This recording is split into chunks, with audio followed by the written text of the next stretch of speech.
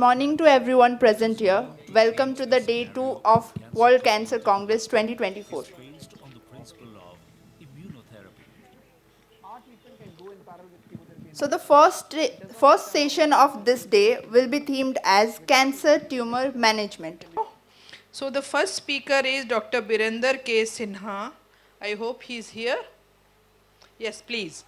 So he is in mechanistic toxicology branch, division of translational toxicology, National Institute of Environmental Health Sciences, NIH, North Carolina, USA.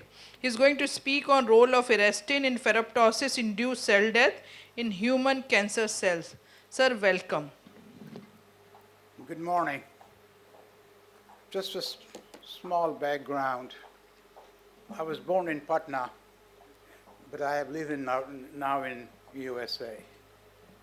And I've been coming to this meeting or conference, I can call it, for the last 7 years. I haven't missed any one of them so far.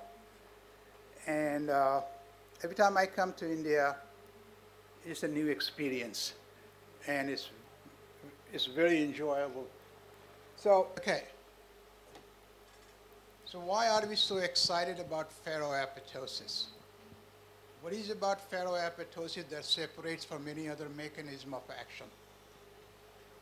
You may know, long time ago, when I was involved in adriamycin, mechanism of adriamycin, we found that adriamycin can be activated to a free radical state and produces a large amount of ROS, now we call them, which reacts with unsaturated lipids and induces lipid peroxidation.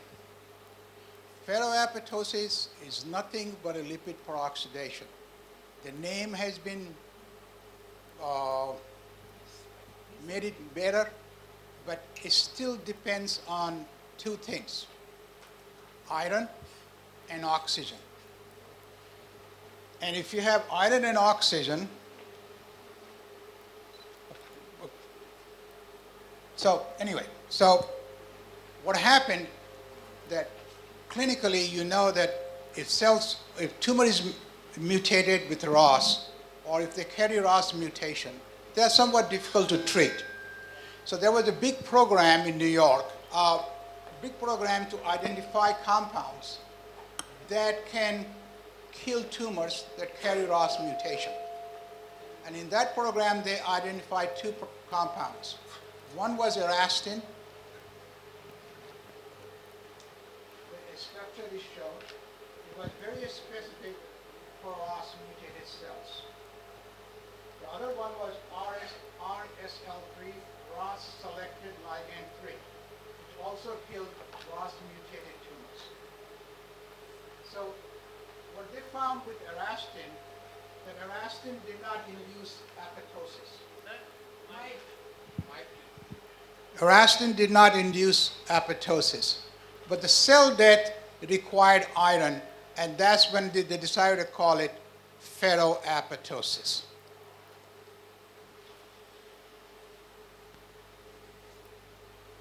So in a simpler way, I've just shown here in this slide that you require iron, oxygen, and unsaturated fatty acids.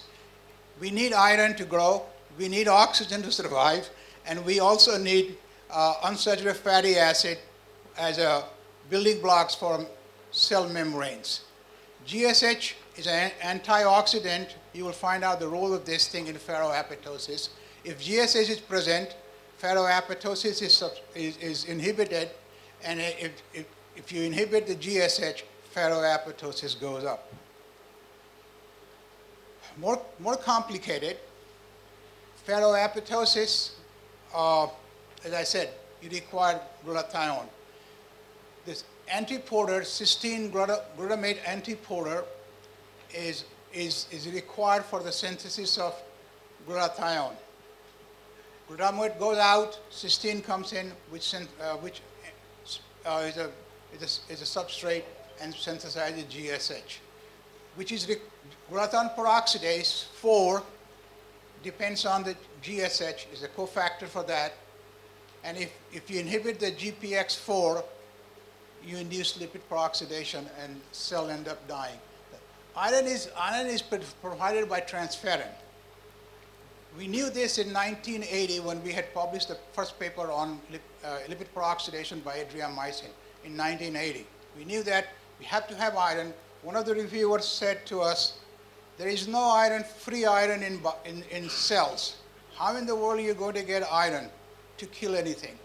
Well, we suggested transferrin was one of those entity that provided iron. And in fact, later on it was shown that iron is indeed comes from transferrin when it breaks down. Anyway, all right. So what are the mechanisms what we know about Erastin? Erastin inhibits the XC transporter. Therefore, it depletes glutathione. There is no glutathione synthesized. It inhibits a component of mitochondria which is known as VDAC and induces formation of ROS. It modulates P53. And these are some of the genes. Most of them are part of the lipids that are regulated by P53. Okay, so one of the things that we always have done is to first identify the mechanism. What is the mechanism of a compound that we are interested in? What are the species that are formed? And finally, we'd like to see what are the genes and the pathway that are involved in the process of cell death. So we can modulate them to design better drugs. Okay, so we chose this cell line. As I said, Erastin produces superoxide, hydrogen peroxide, and hydroxyl radical known as ROS. So we chose this cell line. We had developed this cell line to study adriamycin mechanism of action. The key thing is that when we made this cell line resistant to adriamycin, they gave less free radicals in the cells. That means, and the reason was that they expressed a lot of detox mechanisms like SORT, catalase, glutathione peroxidase, and transferases. And these cell lines carry ROS mutation and P121, and they're also P53 muted. So, our hypothesis was if the mechanism of Erastin is by producing free radicals, then the resistant cell line should be resistant to Erastin, simply because we are not generating any free radicals, and therefore cells will not die. The second thing, a recent work from NIH also showed that Erastin may be a substrate for PGP, P170 glycoprotein. And since our cell line contained or overexpressed PGP, we should be able to see that Erastin will become resistant, or cells will become resistant to Erastin. So, okay, so let's see what happens. We did it in two different ways to see, because first time when we did it,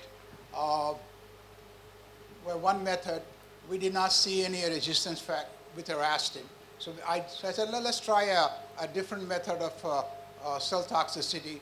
We did that too. So there are two different methods, same results. So Erastin is not resistant to PGP overexpressing cells.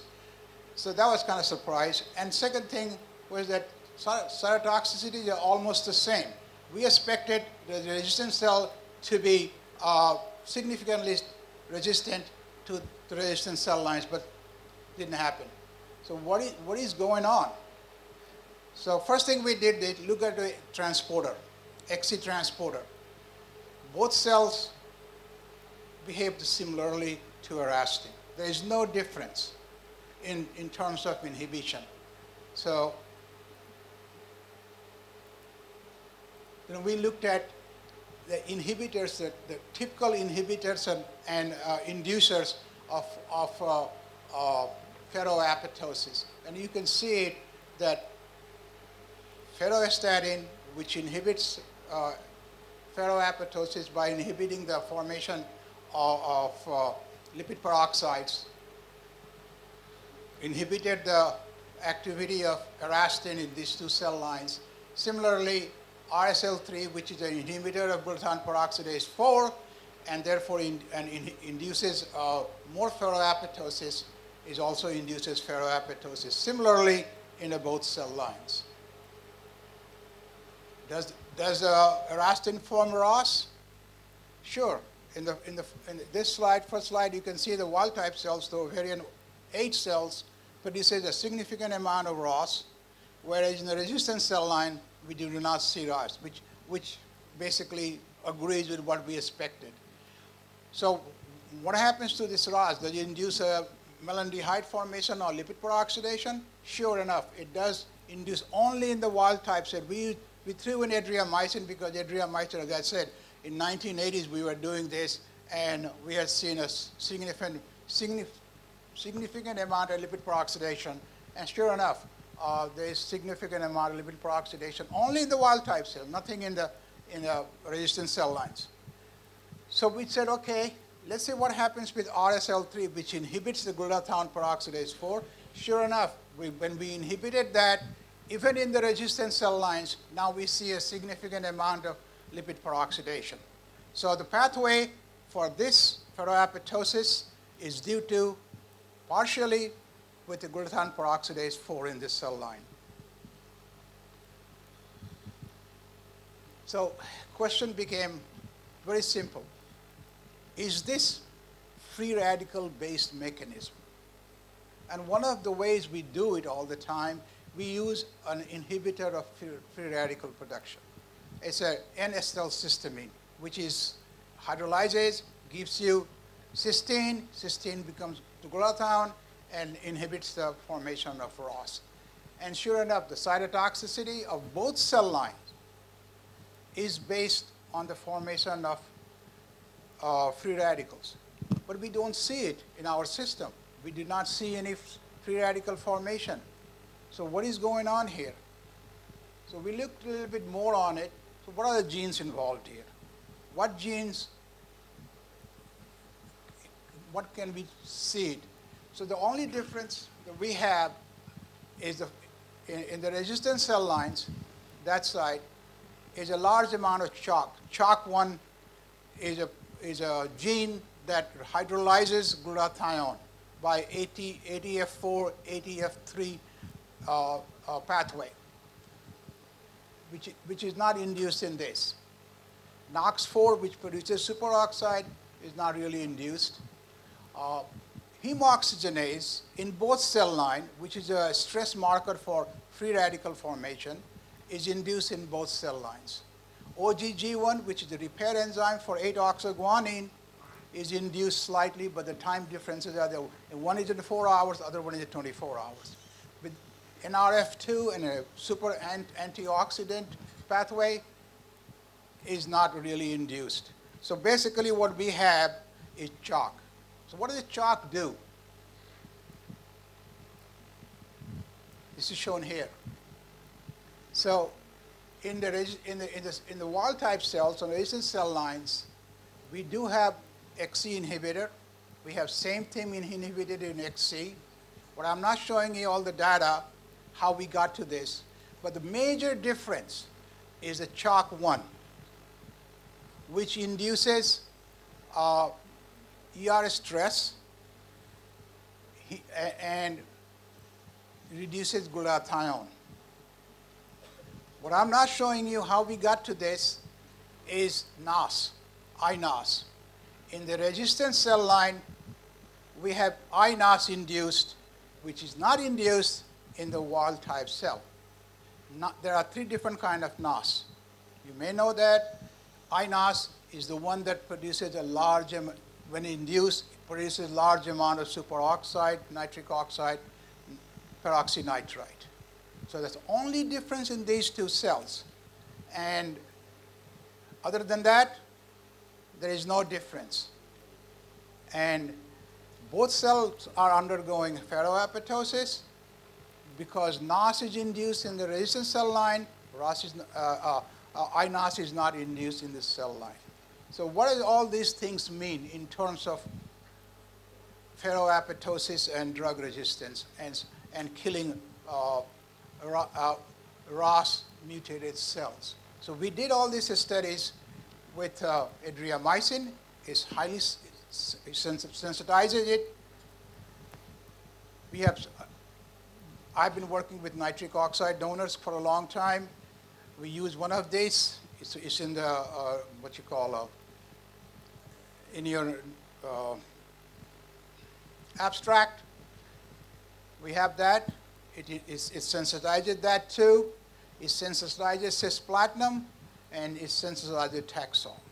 So using Erastin, you can overcome drug resistance in PGPA overexpressing cell lines or in tumors. This is showing just a simple figure.